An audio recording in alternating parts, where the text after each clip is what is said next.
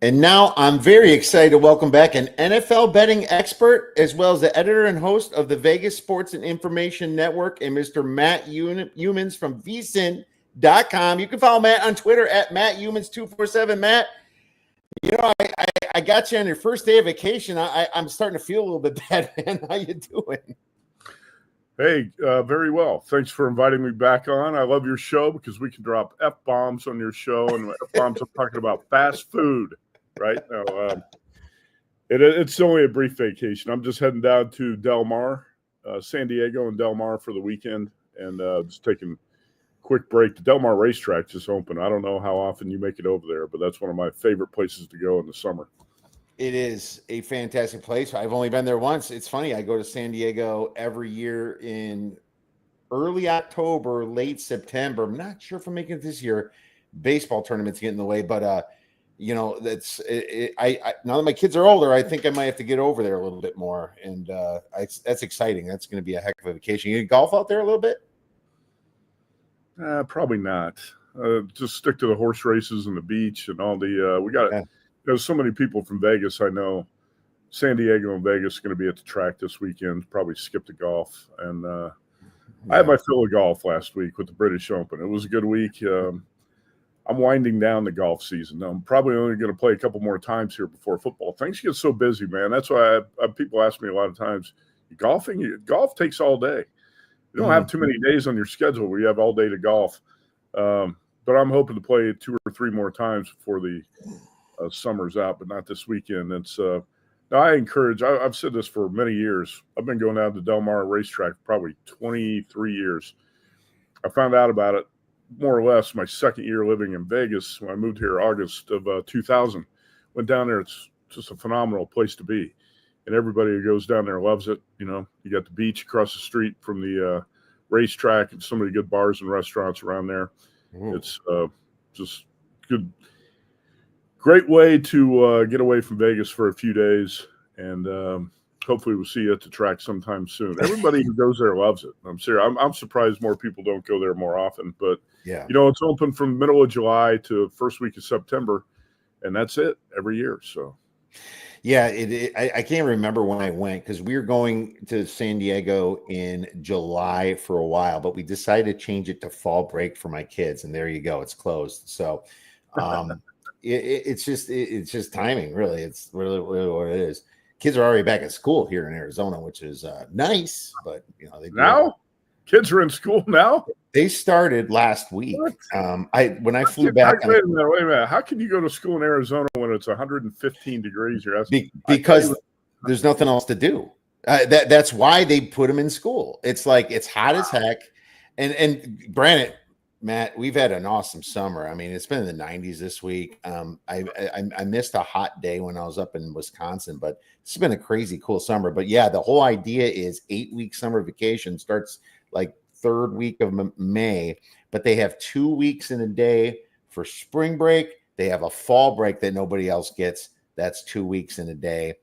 And they have about 2 or 3 weeks in the winter. So the fall break gets a little nutty for us because we're like, Jesus, man, what are we going to do? But you know what? I'm happy they're back. I'll tell you what, no wonder kids hate school now. Why are you going to school in July? Come on, man.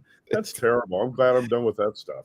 Anyway. Yeah. And I have a buddy in Wisconsin that his kids are going back in September. And that's how it was for me, really, when I was lived in a little bit of Downers Grove in Chicagoland area and then Wisconsin. So that's how it is.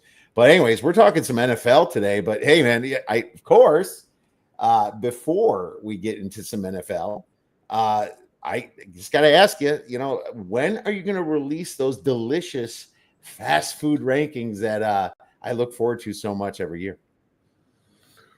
Well, this might be the last year you look forward to them. I announced on the Mitch and Paul show, Follow the Money show on VSIN, a couple weeks ago that this is going to be the last dance at the drive-thru. This is it. This is last year for the fast food rankings.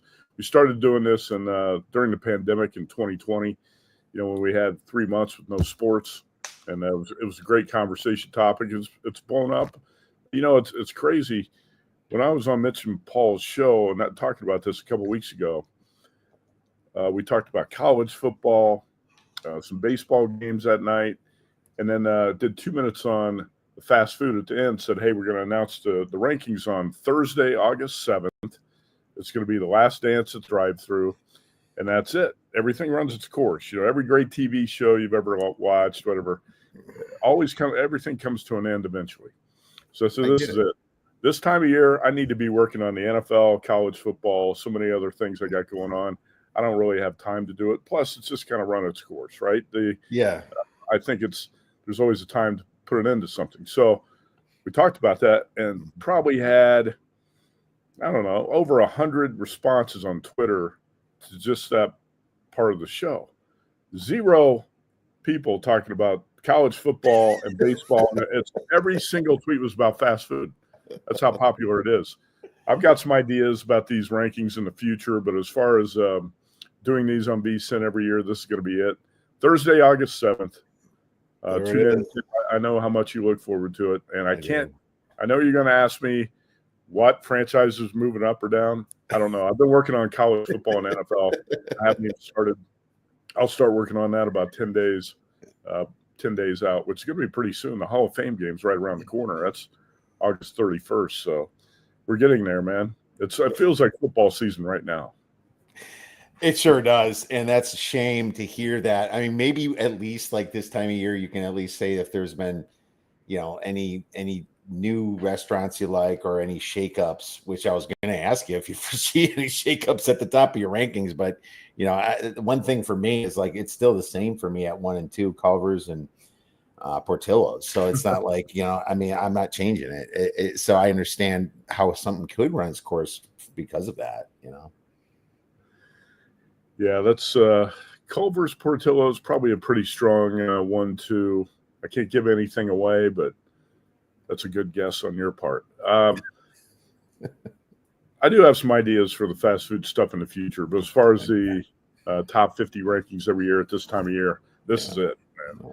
It's and I know that people think I just ranked 50 and move on. I actually have a power ranking system that I have for each franchise, and I write up a long column with a paragraph on each franchise because people always say, hey, I'm going to Portillo's.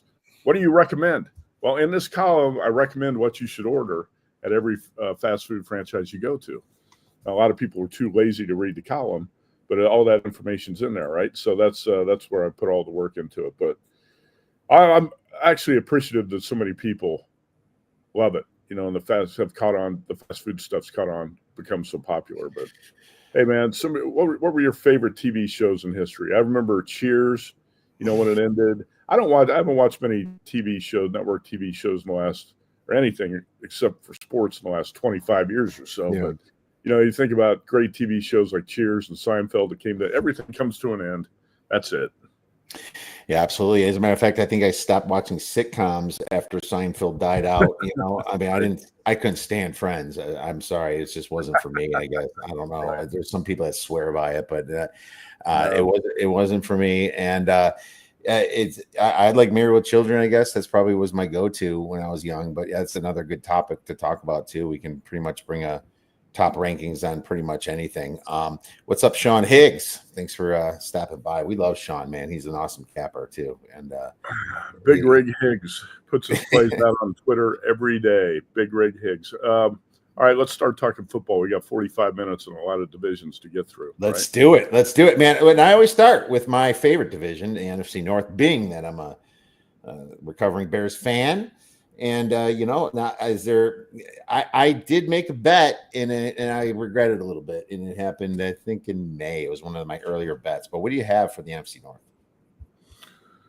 I don't want to say the division's wide open because that's a cliche a lot of times, but I really think the Lions are going to come back to the pack. And it's not just losing both coordinators, Ben Johnson to the Bears, Aaron Glenn to the Jets. I thought Ben Johnson probably brought the best out of Jared Goff. And I do think there's going to be a bit of a drop-off. Now, also, the Lions' calling card has been that offensive line. It's been the best or one of the best in the NFL, right up there with the Eagles. Well, they lose 2 starters off that offensive line in the offseason. I think that's going to hurt this team as well. Mm-hmm. And you can say, well, there was a lot of attrition on the Detroit defense a year ago, and they still, went 15-2.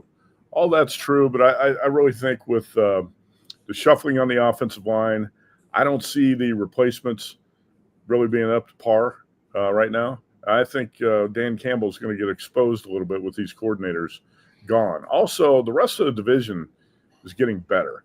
I know that it's tough to say the Vikings are going to be better than 14-3 because they're not. That win total obviously has dropped off dramatically in the market.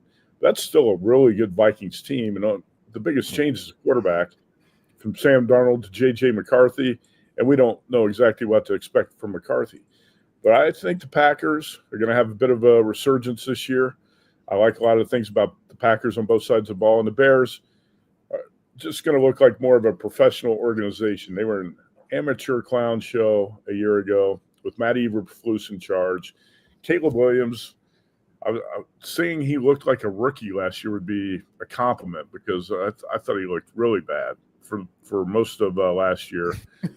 he looked like a college quarterback who had no idea how to survive in the NFL. Well, that coaching staff didn't do him any favors last year, and I think Ben Johnson's going to try to whip him into shape.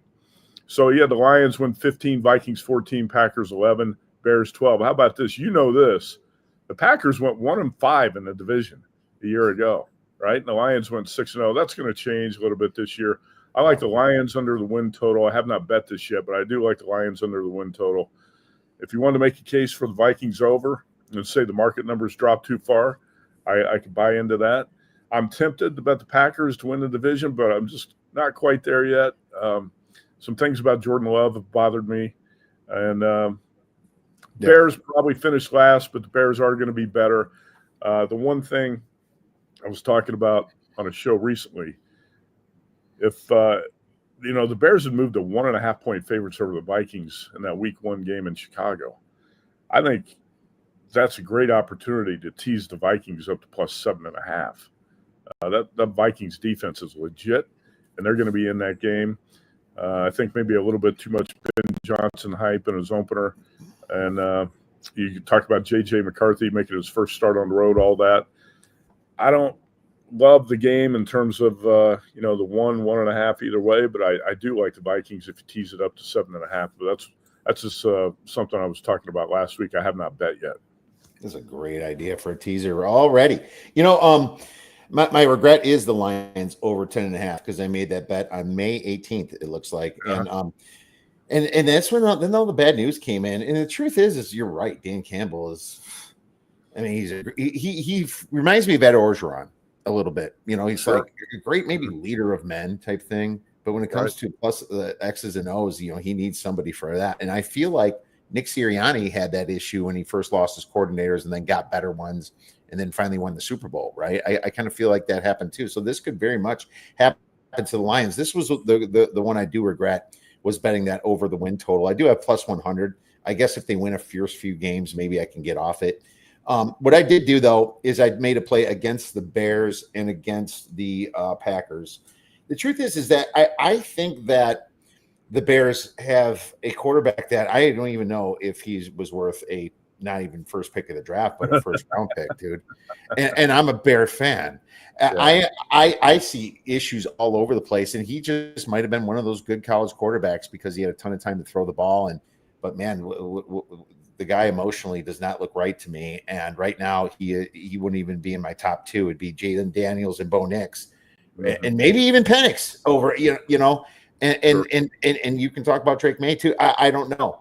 Now, if anybody can fix him, maybe it is Ben Johnson, and it's going to take some serious fixing. But it wouldn't surprise me if Tyson Bagent is starting half this season because Ben Johnson is just freaking fed up. And to be honest with you, I was actually kind of high on Tyson Bagent a couple years ago. But but this number's wrong on the Bears at 8.5, and I didn't bet it under at this point yet. I'm going to wait a little bit. And or I might not even bet it because of the other issues you said with this division. We don't know about McCarthy yet. The Vikings were very fortunate from a Pythagorean win total, but I took the Vikings to win the division and the Lions to win the division. Lions plus 140 and the Vikings plus 400. I think the Vikings could be the one that actually hits on this one because I don't trust the Bears and I don't trust Jordan Love just like you. Let's move on. I was going to say last notes about that division. I like a lot of what you said there. And about Caleb Williams, in the spring of 2024, I probably said 100 times on VSIN, maybe even on your show too, the Bears should trade that top pick to the Commanders. Let the Commanders take Caleb Williams because he's from the D.C. area. And I thought, with Cliff Kingsbury there, who coached him in college, Cliff was OC, that said the Commanders probably want Caleb Williams. And if you trade that number one pick, drop that down to number two, you're going to get the better quarterback in Jaden Daniels, and you're going to get draft picks too, right? When in the swap from number one to number two, if I thought that the Commanders coveted Caleb Williams, he was a hometown guy. He's going to be the new face of the franchise. That would have been the trade I said the Bears should make, is drop down from 1 to 2, and you still get the best quarterback in Jaden Daniels at 2. Well, I think it was Ryan Poles, the GM of the Bears, said it was a no-brainer to take Caleb Williams number 1. I don't know how Ryan Poles just got a contract extension. Dude, that was a bad move. It's so Bears. It's so Bears. It's such a bad move to draft Williams number 1, and then you give the GM a contract extension. I just still don't see this Bears organization getting things right. Another thing is the Vikings, really good. If you look at their roster in 2 deep, really talented and really good on both sides of the ball. The biggest question mark is McCarthy, obviously, but this Vikings team's solid, and I like the coach a lot. The Lions, Kiev, check out the schedule for the Lions in the first 6 weeks. At Green Bay, home against the Bears, which is a soft spot for the Lions. At Baltimore, home against Cleveland. At Cincinnati, at Kansas City. You're playing at Green Bay, at Baltimore, at Cincinnati, at Kansas City. Those 4 road games in the first 6 weeks. If the Lions are 3-3 after 6, they're going to be pretty happy with that. I think so. They would be happy. There got some disagreement in the chat, but I'm still holding stay with what I said. I disagree with my bet I made. I wouldn't make it today, but I'm still okay taking a shot against the Packers and against the Bears. So that's what I'm feeling. These guys in the chat want to go to talk to week 1 already. It looks like Jesus. For the sake of time, we can read on the Bears all we can. But, man, we can make 2 shows about that. But let's go to the NFC South here. The NFC South obviously was led by the Tampa Bay Bucks. What do you have for the NFC South? Well, this is going to be quick. I don't like this division. So the Buccaneers have owned this division recently. I'm still on board with the Buccaneers. I've been a Baker Mayfield guy for a long time. Even when he struggled in Cleveland, I thought the Browns should have stuck with him. Obviously, they made a huge mistake. They'd be much better off with Baker Mayfield. But I was watching on NFL Network, actually, it was last night or the night before, I was watching that Lions-Commanders playoff game. And Mike Williams, as long as you got the Baker Mayfield, Mike Evans connection, you got the best offense, probably the best offense in that division. I do like a lot of the pieces that the Falcons have. They've added some dynamic players. I don't like the coach. Bryce Young, I'm not a believer. He's going to have to show me a hell of a lot more than he did at the end of last year in some meaningless games for me to be a Bryce Young believer. And the Saints, I told Rob Mish this. He was writing a column for the Chicago Sun-Times. That was in late April, early May. And I said at the time, bet the Saints under the 6.5 on that win total right now, because that 6.5 is not going to stay out there in the market. They got to be in contention to be one of the 2 or 3 worst teams in the league. I don't see how the Saints are going to win 7 games. You can look at the division and say, well, it's a bad division. They get some winnable games on the schedule, which is true. But all those other teams are looking at the Saints and saying, hey, that's a game we can win too, or we should win. If you look at the NFL, I'll tell you, every year, I'm going to go back to last year's standings, Kib. Every year there is like 8 teams that win 5 or fewer games in the NFL. Let's see, last year it was 6, 7, 8. There were 10 teams that won 5 or fewer games in the NFL last year. The Saints win total is now 5.5. How are the Saints not going to be one of those 8 or 10 teams that win 5 or fewer games, right? So I think that might be in contention for the worst team in the NFL. You look at the Saints quarterback situation, ugly. If you look at Kellen Moore as head coach, I think he's overrated. He was overrated as an OC. I don't think he's going to be a great head coach. There's not a lot to like about the Saints. So my pick is the Bucs to win the division. Not quite there yet on the Falcons, and I'm fading the Panthers and Saints.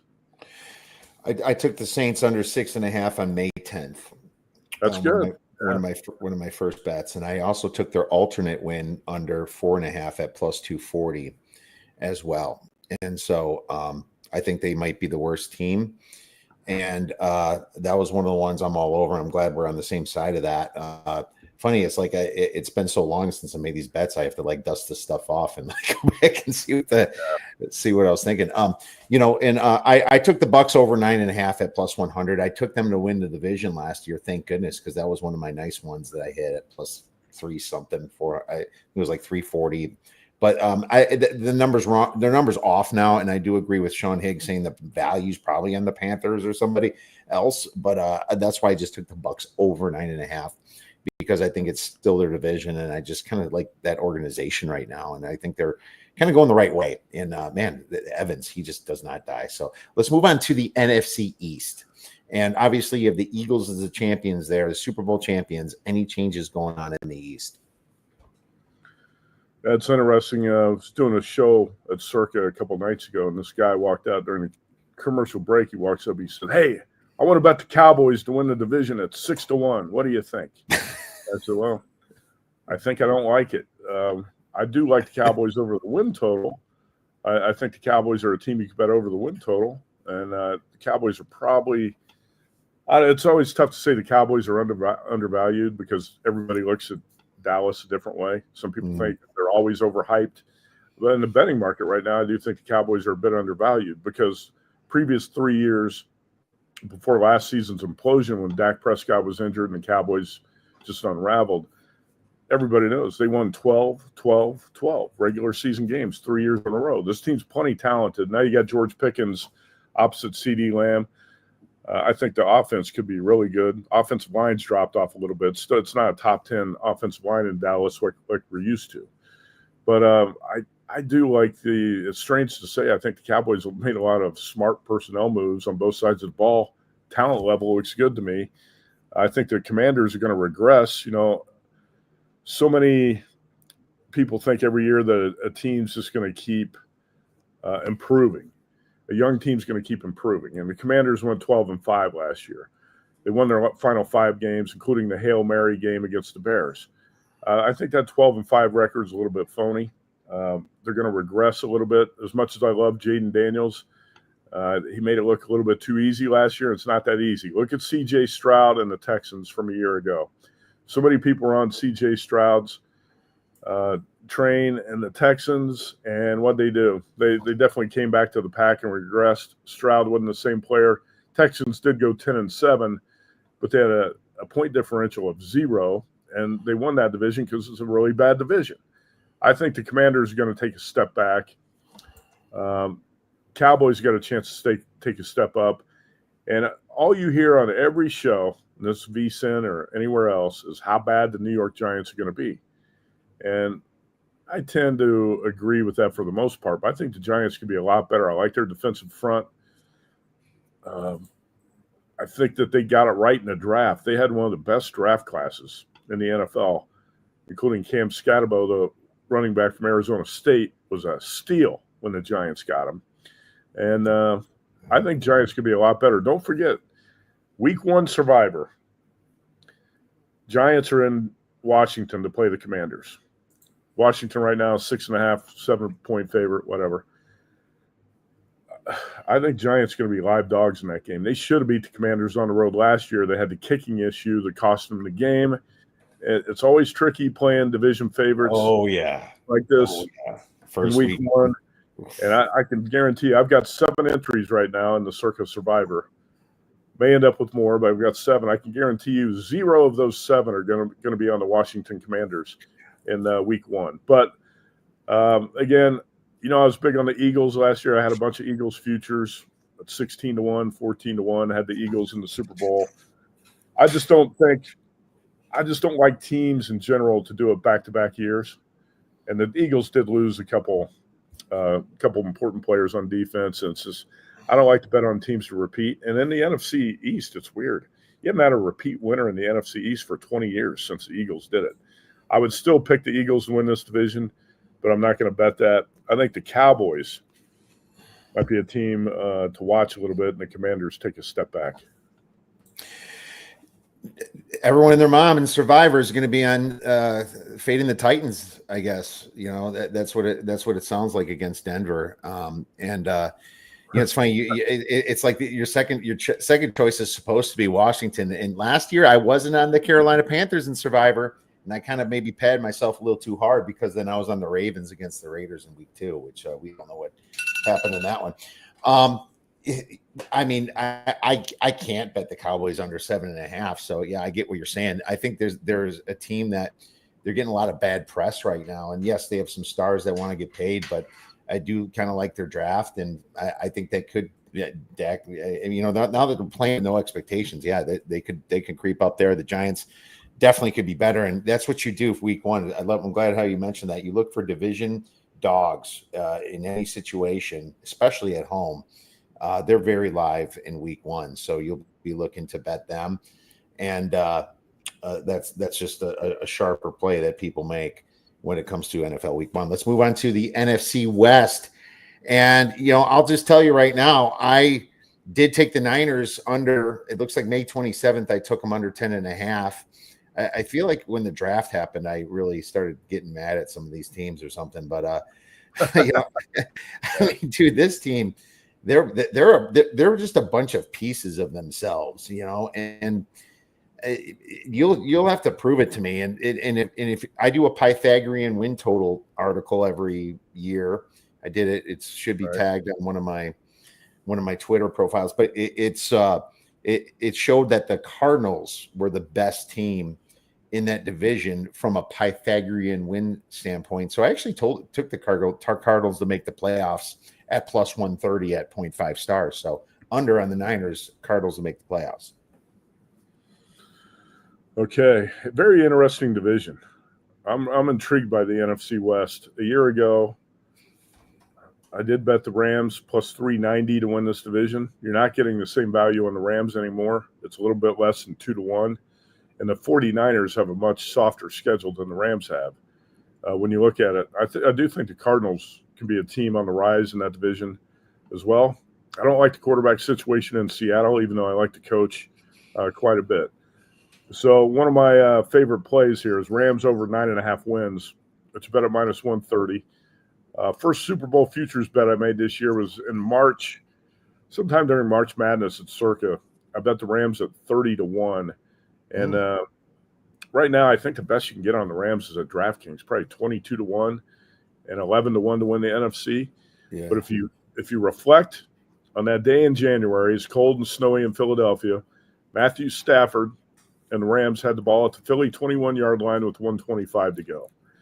Yeah. And I was nervous of sweating that out because I had all those Philadelphia futures. I was like, they're going to blow this game. I can't believe it. And the drive died. Stafford was sacked on 3rd down, and they fired that 4th down incompletion out of bounds like a rookie. I still can't believe he made that throw on 4th down. He threw the ball over the receiver's head out of bounds on 4th down. 28-22, Eagles survived and won that game. Even before that, obviously I was on board with the Rams. But after that game, I started thinking, man, this is a team that could really win the NFC next year. The Eagles went on and they crushed the Commanders and the Chiefs in their next 2 games. So you have to think that I think the Rams made a statement, in that playoff game at Philadelphia. Stafford's 37 years old. I think he's still plenty young enough to say he can win another Super Bowl. He should be more productive as a passer this season with Devontae Adams and Puka Nacua being a dynamic receiver duo there. Kyron Williams is one of the tougher running backs in the league. Had 1,299 yards and 14 touchdowns last year. But then look at the defensive front 7. Jared Verse, Byron Young, Omar Spates, linebackers, Braden Fiske, Kobe Turner on that defensive line, and Poona Ford, who was a great run-stuffing nose tackle for the Chargers last year, comes to the Rams in free agency. Yeah. In 8 years with Sean McVay, the Rams won the NFC West 4 times, made 6 playoff appearances. They started 1-4 last year, and I thought, man, I was wrong about the Rams. I can't believe I got that wrong. Then that young team grew up and they rallied. They finished 10-7 and won the division. I don't think it's going to be easy. I did not bet the Rams to win the division here because the Niners have a softer schedule. But I like the Rams' talent on both sides of the ball. Obviously, like the coach a lot, and I think this team is a Super Bowl caliber. So Rams over 9.5, and whatever other futures you want to bet on the Rams, I'm on board there. I'm not fading the 49ers like I did a year ago, just because if you look at their offense, if Christian McCaffrey stays healthy now, they do have the pieces back around Brock Purdy. I don't think Deebo Samuel is going to be a big loss. He was hurt a lot last year anyway. He's been banged up in and out. I'm not a full-on fade on the Niners, even though I don't like their defense nearly as much. The Cardinals look like a young team that really could surprise some people, but not sure. I still got some doubts about Kyler Murray and that the Cardinals team, even though I will say that offense got the potential to put up some big numbers. You got to like the receivers, and Cardinals have some exciting potential. I just have not bet any futures on that team yet. And even though I like the coaching situation so much in Seattle, I'm not going to recommend any plays on the Seahawks right now. And Birdie landed on the Seahawks over the Cardinals. For me, I don't think Darnold is what he is. I think he was just a beneficiary of an amazing coach over there. Oh, no doubt. Yeah. And that's my problem. But at the same time, I can make the argument is Kyler Murray's head right too on the Cardinals. You can pick apart a lot of these freaking teams, right. At least one thing I do like with what you're going with, Matt, is that you're betting on a team with a good quarterback and a great coach. If you just bet on great quarterback coach combos in the NFL, you're probably going to be pretty successful, throughout the years. And so I totally see that. I'm just curious if that defense gets a little sharper there, if Jared Verse can lead it. And like you said, the Poona Ford pickup, pretty interesting. So yeah, it's going to be a really fun division to watch. Let's go about AFC North here. And, you got the Ravens there that just can't get over the playoffs hump, and this division was supposed to be the best, I thought, last year until you saw what Cleveland really was. But man, what do you think about the AFC North for 2025? How can the Browns not be one of the 3 or 4 worst teams in the league? Start at the bottom, at the top. That's a tough one. I actually like the Steelers more than most people do. I thought the Steelers also had an outstanding draft. And I like the rookie running back from Iowa, Caleb Johnson. He's going to put up the running situation behind Aaron Rodgers and the receiver with DK Metcalf brought in. Even though George Pickens is gone, I think he's more of a problem in Pittsburgh than anything. Aaron Rodgers got some players around him. And he's also going to play with an edge this year. And I thought Rodgers, even though I criticized him heavily last year because he stunk, to be honest, he stunk in the first 3 months of the season. He got better later in the season, showed a little bit more mobility, which, of course, the first few months he was as mobile as a mannequin back there. He couldn't get away from any pressure whatsoever. I thought he played his best in December, and I don't know if that's because he's getting further away from the Achilles recovery and he was looking better, or that he had Devontae Adams in that offense, or what it was necessarily. But I also think that Rodgers, even though we're all tired of his diva act and all the baggage he carries, he's going to come into this season with an edge. He knows this is his last shot. He doesn't want to go out like that. So I actually think that I'm a little bit higher on the Steelers than most. To me, though, it's 2-horse race to win the division. It's the Ravens and the Bengals, and the Bengals just have a bad defense. Joe Burrow, that's why Burrow is going to put up such big numbers. Again, Burrow, Jamar Chase, T. Higgins, and everybody in that Bengals offense. They're going to play in some shootouts. Their top defensive player, Trey Hendrickson, led the NFL in sacks last year with 17.5, and they can't get the guy signed. Right? They're going to jerk around their best defensive player on a bad defense. He's not in camp, and some bad signs there on that side of the ball. I think you have to go with Baltimore to win the division. But I think the Bengals are going to be due for a bounce-back season, but they got to get Trey Hendrickson signed in camp. Yeah, that whole Trey Hendricks thing is a mess, man. And I just I don't know what to do with this division, and I'm just going to decide. I decided that this whole Aaron Rodgers thing, I I disagree that he's getting better. I think he's continually getting worse and more mental as the years go by. And I have no faith in it. And to be honest with you, I was hoping that they would go with Howard because I did bet him at 70-1 to hit, was it rookie of the offensive player, or rookie of the year? That's what it was. Offensive rookie of the year. And then they brought Rodgers on, which people kind of expected. But Will Howard, what's funny is his odds dropped. They're at like 50-1 or 30-1 now, 25-1 on DraftKings. I'm like, how did they drop after Rodgers? I don't know. But Rodgers, I'm not buying into it. Some of the Steelers just keep getting by. But they got rid of Najee. They're swapping receivers for another diva like DK Metcalf. It just doesn't do it for me. But to be honest with you, this is one division I'm staying away from, man, because there's just a lot of weirdness to it, and I think the Ravens take it again. I guess if that's fair to say. I just definitely fair to say. But believe me, I understand all the skepticism about Aaron Rodgers because I'm not a big fan either, and his plays declined dramatically in the last few years. He didn't even play well as last year with the Packers. I thought he stunk that last year in Green Bay. But you're going to see him play with more of an edge because this is his last shot. I'm trying to approach that one as a contrarian thinker because everybody else is on the other side. So I'm going to say when everybody says one thing, you got to start to think, all right, maybe I should look the other way. But there's not a lot to love about the Steelers. I think the Ravens were one of the best bets to win the division in the NFL. We call it a two-horse race, but the Bengals defense is so bad. I think Baltimore's got to win that division. Yeah, I would say so. The Bengals defense is terrible, and I don't like Zach Taylor as a coach. I don't get me wrong, Harbaugh messes up too, but not nearly as bad. Zach Taylor's just not. I think they got by so well before just the strengths of Burrow and Chase, and they just need a new coach over there, in my opinion. Ravens week 1 lock for Survivor, bro. After the Ravens lost that last year, week 1, and then to the Raiders, there is no locks on those pricks. So I'm picking the Ravens. What about the AFC East? This is interesting because everyone seems to love the Patriots, and when I say love, man, this number went from a massive, supposed to be the worst team in the NFL, 4.5, I think it was last year, to now what was it, 8.5 with New England with their season win total. What do you have in the AFC East? Yeah, that Patriots win total is taking a big leap in the market. From a team that won 4 games a year ago. I like Mike Vrabel a lot. We had a guest on our show a week and a half ago or so. He made a really good case that Mike Vrabel's an overrated coach and pointed out a lot of his game management flaws and things like that. And I said, well, those are fair points too. I like Vrabel a lot, but he's got a few weaknesses. I think maybe the Patriots hype is a little bit too much at this point. I've never been a Tua or Dolphins guy. I don't like Mike McDaniel.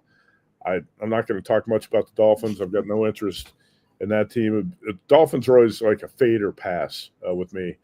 With the Jets, they still got a long way to go. Justin Fields is going to, put some highlight plays out there. He's a dynamic playmaker, but like the Jets still have too long of a climb to make here from 5-12 last year. The Bills should just run away with this thing. We were talking about, if you want to throw futures on a parlay, and Circle lets you parlay futures and a couple other spots do as well.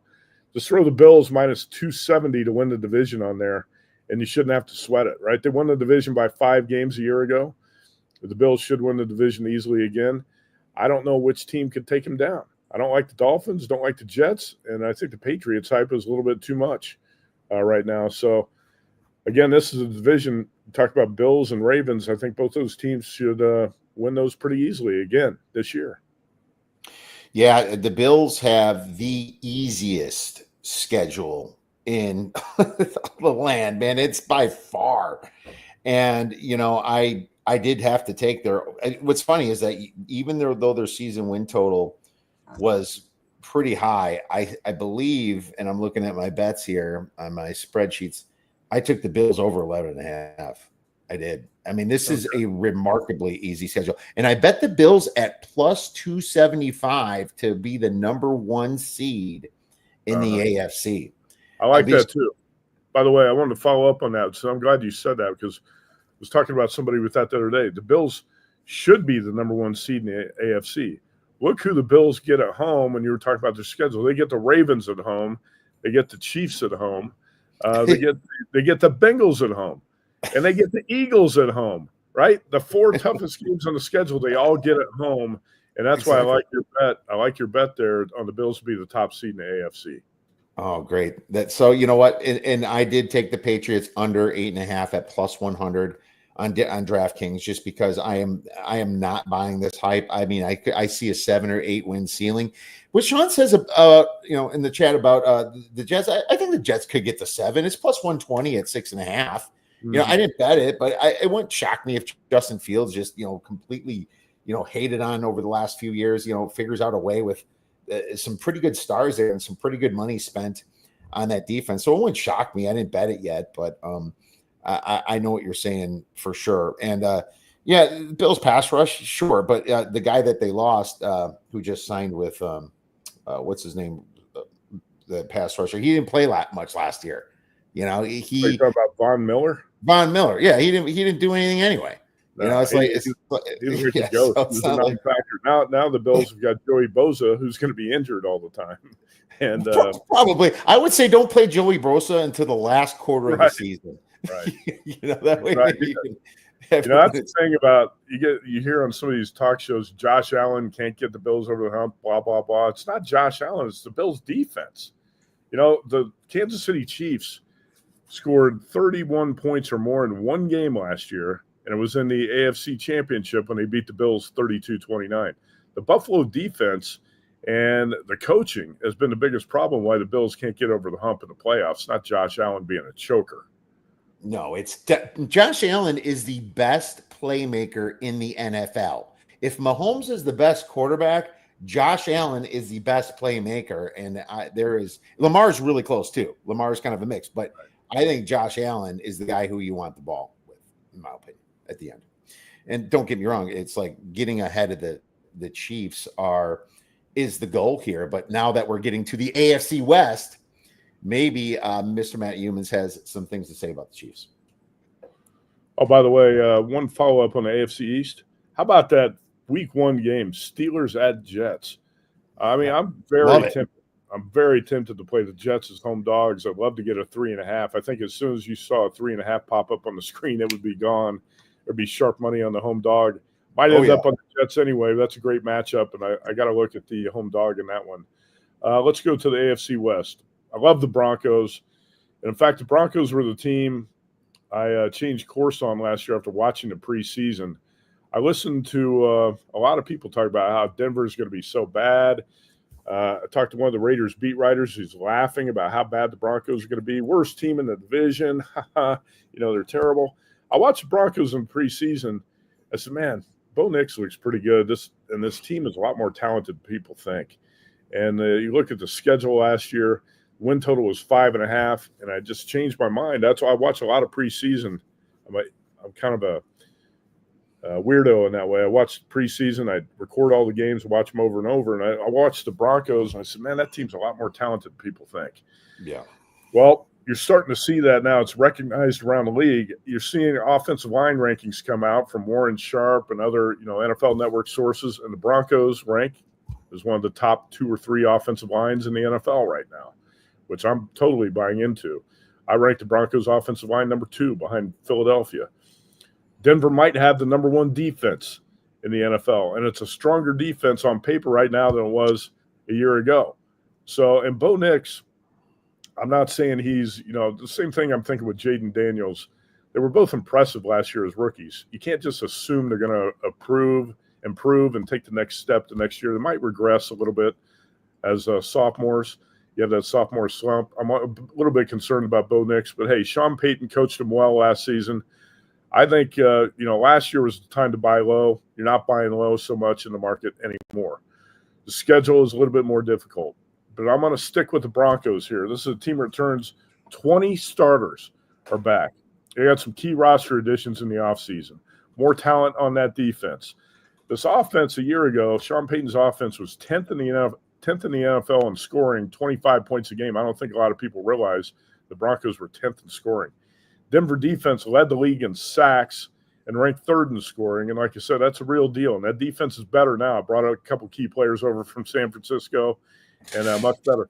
Broncos were a blocked field goal away from sweeping the Chiefs last year. Again, best defense, deepest roster, best offensive line. I like the Broncos to win the division. I bet them at plus 350, over 9.5 wins at plus 110. So I'm on board with the Broncos again. I don't know if the Super Bowl hangover is going to hit the Chiefs like it did the 49ers a year ago, but I do think the Chiefs are going to come back to the pack. They've won the division 9 years in a row, trying to make it a perfect 10. All the other teams in the division are better. You know, this last few years, you've heard a lot of people say, this is the year the Chiefs not going to win the AFC West. This is the year. Well, I really think this is the year that they might not win it. I have not been fading the Chiefs in recent years, but I am looking to fade the Chiefs a little bit this year. Broncos to win the division. Chargers are going to be right there. And the Raiders finally look like they're getting their act together. I'm not buying all the hype coming out of Raiders camp right now. And Pete Carroll being so fired up and saying that, you know, they're going to win big. But the Raiders are going to look a lot more like a professional football team. Last year, they looked like a clown show. And I think the rest of the division is good enough. Hey, don't forget, kid, last year, the Chiefs won 3 home games in the division by 2 points each. Beat the Raiders by 2 on that Black Friday game. They probably should have lost. Beat the Broncos by 2 on that blocked field goal. Probably should have lost that game. Beat the Chargers by 2 at home.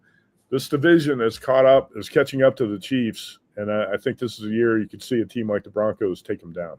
I hope Tony George isn't watching this because he knows how I despise the Chiefs and what all the balls that just happen to bounce their way. You know, there's never been a bigger Pythagorean difference, a 5-game difference from what their wins. And that's for them starting all their junk, you know, second and third string the last game against the Broncos, you know. Right. So it's like it was just crazy. And if you look at team rankings, they have a luck factor. I've never seen a luck factor last year as high as where the Chiefs were either. You know, I lost an under bet on them, but I also took it again this year at 11.5 because they are not supposed to win this many games. It is absolutely ridiculous. And don't get me wrong, there's clutch involved with Mahomes, but there's a lot of things, and I think the league is a little bit more in tune to it. I took a shot against the Chiefs, and I guess you can say the Raiders, by betting both the Chargers and the Denver Broncos, plus 370 on the Broncos, plus 300 on the Chargers to win the division. So you can blend those odds. It's plus 150 blended odds. But, you know, the thing is that I like the fact that I'm taking a shot with 2 up-and-coming teams. Nobody's had more money to spend than the Broncos, than anybody in the offseason. They brought in a ton of talent. But I'm also got one of the best coaches in the world of football in Jim Harbaugh with this team. I trust him to slow things down and get this team even better. So I think that's a good bet at plus money, just kind of taking a shot against the Chiefs. One thing I will say about the Broncos, if I'm going to throw any mud, is that they were a bit of a bully last year, kind of that school bully beating up on the little kids. But once they face the jocks, they get their butts kicked. They only beat one team above 500 minus the Chiefs. If you throw that last game away, and that was the Tampa Bay Bucks on week 3. The rest of them, they just pounded the crap out of the little children of the poor, tomato cans, we like to call it. And then they lost against the bigger teams. But they're a better team this year. They signed a ton of talent. Bo Nix is going to say. So I do see the progression there. But I just think taking the shot against both teams is what you want. Moving on to, and we'll get to quick the exact props, Birdie, but anything for conference champions or the Super Bowl? Well, I will say that you skipped right over the AFC South, but I don't blame you because there's not much to talk about there. The Texans, the Colts, the Jaguars, and the Titans. I will say that this scares me a little bit because the Broncos are going to be so popular in Survivor in week 1 over the Titans. Broncos are home against Tennessee, and that I want to play Broncos against Tennessee too, but that is going to be the overwhelming. Well, you know what? The Commanders. It's going to be the Commanders or the Broncos going to be the consensus, right? Top choice in week 1. I was hoping the Broncos wouldn't get that popular in week 1, but I think they will. I was hoping Will Levis was going to play because I think he's so bad that he might be worse than that. Oh, well, Will Levis is a disaster. There's no question about it, but he's not going to play this year. Texans look like the obvious choice in the South, even though, like I said, they won 10 games and had a point differential of 0 last year. C.J. Stroud took a big step back, and that offensive line looks still like a mess.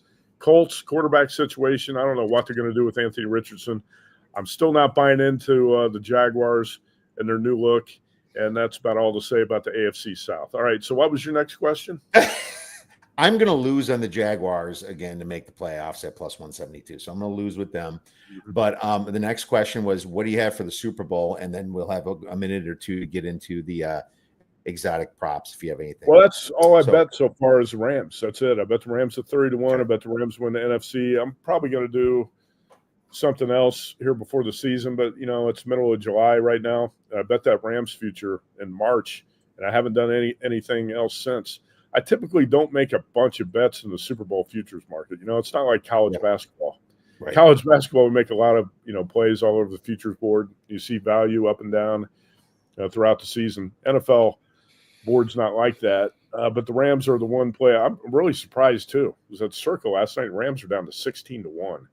When I first saw it, it was 33-1, and I thought, I've got to bet the Rams 33-1. Didn't bet it. 2 days later, it's 30.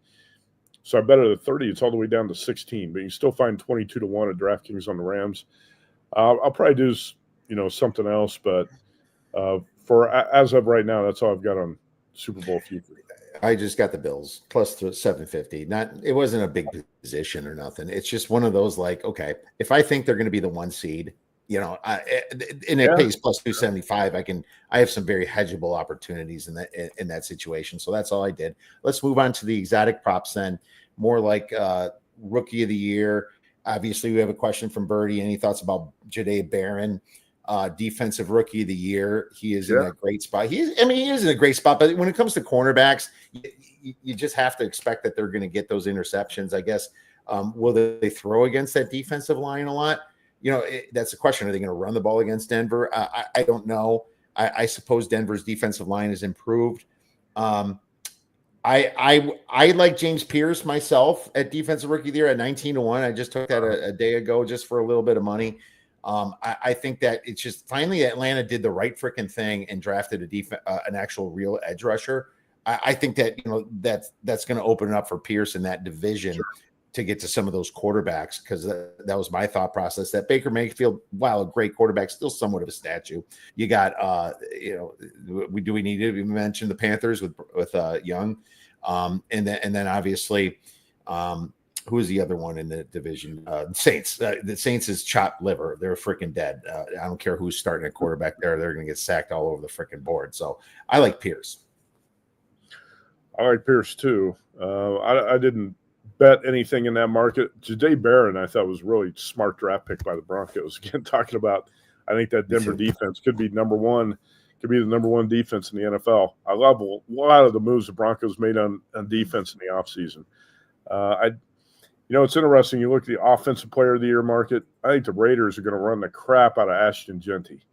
And I saw one book put his prop number at 992.5 for total yards, rushing yards. I'd bet that over.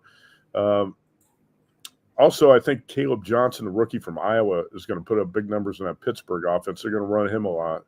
But I didn't bet anything there. One thing, not yet anyway, the one thing I have bet so far is Joe Burrow to win MVP. And this to me is, I was thinking about the Bengals being a bounce-back team, but I hate what's going on the defensive side of the ball. So it's kind of a way to bet on the Bengals. Great way. And take their below-average defense or bad defense out of the equation. I think it's smarter to bank on the offense and the quarterback here.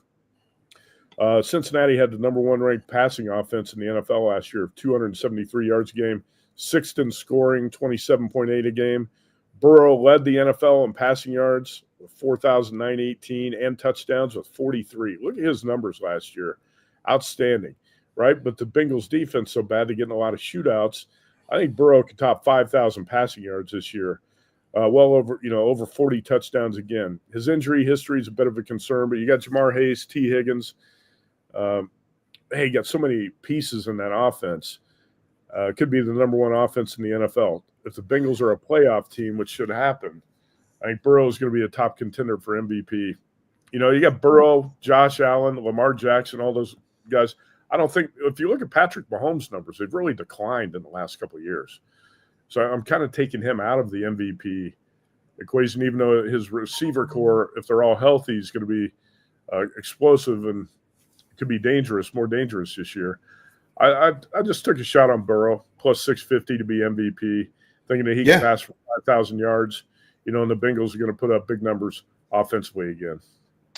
Yeah, absolutely. Burrow, third and quickly moving into second, but that's a great way to bet MVP. And that's how, and this is what your same thought process is with college. If the quarterback's got to consistently make the plays and he's going to be in there the fourth quarter, because that defense sucks, he's going to get all the accolades, just like Jaden Daniels did the year before last, right? That's pretty much what happened.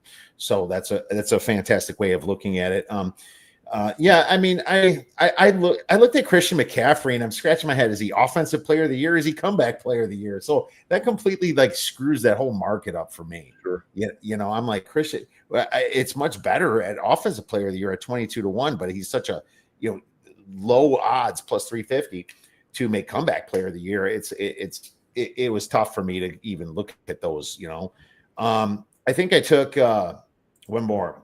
Coach of the year, I did do Jonathan Gannon. That's another way to bet the Cardinals, I guess. 20-1. I lost on them last year. I'm going to lose on them this year, maybe. But like I said, it's the Rams and the Cardinals, in my opinion, in this division. If the Rams just happen to kind of sneak ahead somehow, whatever injuries, something, maybe it's Jonathan Gannon that gets that. And you look at the Bears coach at plus 650. Holy cow, what a terrible odds. And yet, he was an amazing offensive coordinator, but dude, he has not showed us that he's a coach yet. And obviously Caleb Williams can screw that up for him too. So I just took a small shot at that. But speaking of time, we got to get to contests. What's going on for the contest this year? What are you doing for them? And are you getting any of the circus?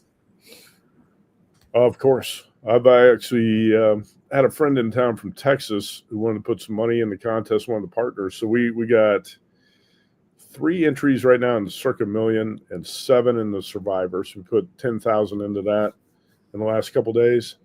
And then I went over to the Westgate. I put 5 entries in that new Super Contest College and 1 entry in the NFL Super Contest at the Westgate. And that's I'm actually most fired up about 2 contests. The Survivor, obviously, because you're going to have about 20 million in the pot, right? That's just insane. Probably. And it's you've got to get 5 entries or more in the Circle Survivor contest with that pot being so big. And the Super Contest College at the Westgate, I've been asking book directors in Vegas for 20 years to come out with a college football contest with all the games on the board, not one of these BS contests where you only have 15 or 20 college games on the card. Every college game on the schedule needs to be on the contest card, and Westgate's going to do it that way. Mm-hmm. So I'm excited about that contest. I'm hoping they can get up, around 2,000 entries or more, but I was over there last night, and I put in 5 entries for myself and then 1 entry for Jeff Seeley from Indiana. He wanted to get in it, sent me $500 to put him in. So with 6 entries, I put him up to 104. Got a long way to go to get up to 2,000. That's very early. Over the next 5 or 6 weeks is when most of the contest entries are going to come in, but got a lot of work to do to get those numbers up at the Westgate contest.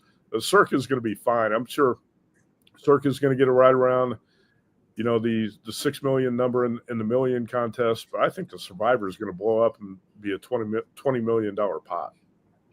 I really hope so. And Survivors will bring in some more millions. Millions almost made it last year, and Survivor blew it away. And you got to take a shot Survivor. And if I'm tied with 1,000 people and it's week 15, I'm just going contrarian because I'm not playing it to buy a half of a new car. I'm playing it to win the big pot. So that's the way I'm going to play it. And I'll get in millions immediately. And I'm also getting in the college contests. Like you said, it's I was in the William Hill ones when they did the 2 years there. And I didn't like those as much, but now that they have a huge card, we'll see how it goes. I've been begging for college contests that are, worth something. We'll see how many entries get in. I'm hoping to get 1,000 there. It's still very early in the game. So, I'm with you on that, man. And I'm excited for contest season. And, one of the big draws to Vegas is getting in these contests, and the Circa is the best. And I won't be in the Grandissimo. I'm not like that. but I will be in the other ones with you, Matt. But that's a lot of contests you're in, man. I'm excited to hear you do it, and we'll be joining you. I wish I was going to see you, because obviously contest weekend you're going to be gone in a beautiful country of Hawaii, and doing the Hawaii game, and I'll be at the Circus. So unfortunately, I'll miss you then. But otherwise, man, where could our listeners and viewers get your great information? You know what? It's Circa's got a lot of great stuff going on in August. Bet Bash weekend, you got the contest weekend. That weekend, August 22nd, 23rd, Tim Murray and I are going to take our VSIN show out to Honolulu for the college football opener, Stanford, Hawaii. So we're going to do a couple shows out there. So, yeah, I won't be around that weekend. But August is going to be chaos at Circa with all the contest entries going to be pouring in. It's funny because when last night when I was putting in some of those Circa Survivor entries, there was nobody up there at the window around midnight. Perfect time to put in your contest entries. It's going to be crazy over there in the month of August. But I love what Derek Stevens and everybody involved in the Circa Sports department's doing with these contests. Man, the biggest football contest in the world. And if you're a serious bettor, serious player, you got to get in all these contests.